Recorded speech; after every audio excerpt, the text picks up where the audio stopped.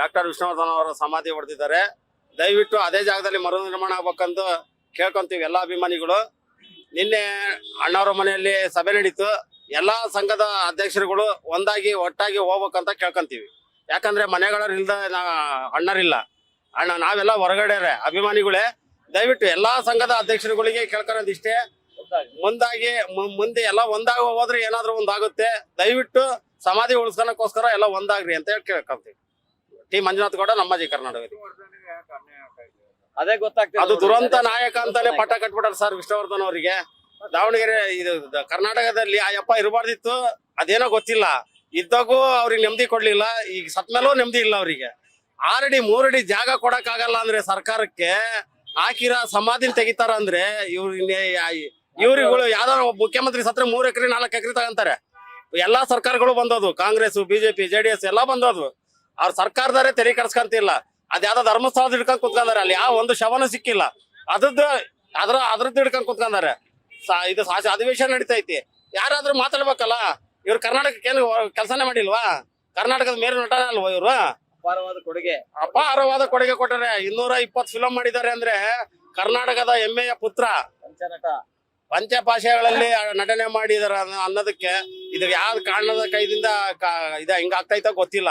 ದಯವಿಟ್ಟು ನಾವೇನು ಕೇಳಲ್ಲ, ಅದೊಂದು ಸಮಾಧಿ ಒಂದು ಮಾಡ್ಕೊಡಿ.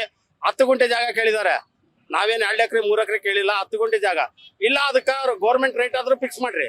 ಎಲ್ಲಾ ಅಭಿಮಾನಿಗಳು ದುಡ್ಡು ಹಾಕಿ ಕೊಂಡ್ಕೊಂತೀವಿ. ನಿಮ್ ಸರ್ಕಾರದವ್ರು ದಯವಿಟ್ಟು ಇದನ್ನಾದ್ರೂ ಮಾಡ್ಕೊಡಿ ಅಷ್ಟೇ. ಆತ್ಮೀಯ ಎಲ್ಲ ವಿಷ್ಣುವರ್ಧನ್ ಅಭಿಮಾನಿಗಳಿಗೆ ನಿಮ್ಗೆಲ್ಲ ಗೊತ್ತಿರೋ ಹಾಗೆ ಇತ್ತೀಚಿನ ದಿನಮಾನಗಳಲ್ಲಿ ಸಾಹಸಿಂಹ ಡಾಕ್ಟರ್ ವಿಷ್ಣುವರ್ಧನ್ ಅವರ ಸಮಾಧಿಯನ್ನ ಬಾಲಣ್ಣನ ಕುಟುಂಬದವರು ರಾತ್ರೋರಾತ್ರಿ ನೆಲಸಮ ಮಾಡಿದ್ದಾರೆ. ಅದರ ವಿರುದ್ಧವಾಗಿ ಇವತ್ತು ನಾವು ದಾವಣಗೆರೆಯಿಂದ AC ಆಫೀಸ್ ವರೆಗೂ ಪಾದಯಾತ್ರೆ ಮಾಡಿ ಒಂದು ಮನವಿನ ಸಲ್ಲಿಸಿದ್ವಿ.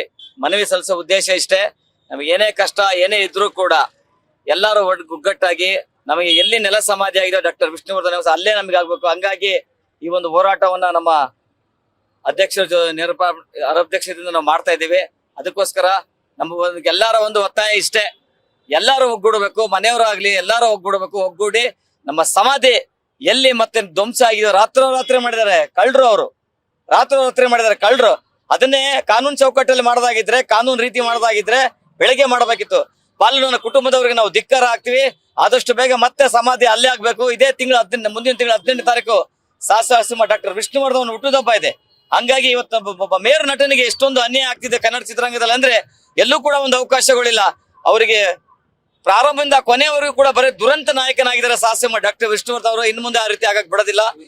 ವೇದಿಕ ಪುತ್ರ ಶ್ರೀನಿವಾಸ ಆಗಿರ್ಬೋದು, ಅವ್ರ ಮನೆಯವರಾಗಿ ಎಲ್ಲರೂ ಸೇರಿ ನಾವು ಮತ್ತೆ ಅಲ್ಲೇ ಸಮಾಧಿ ಕಟ್ಟಬೇಕಂತ ಆಸೆ.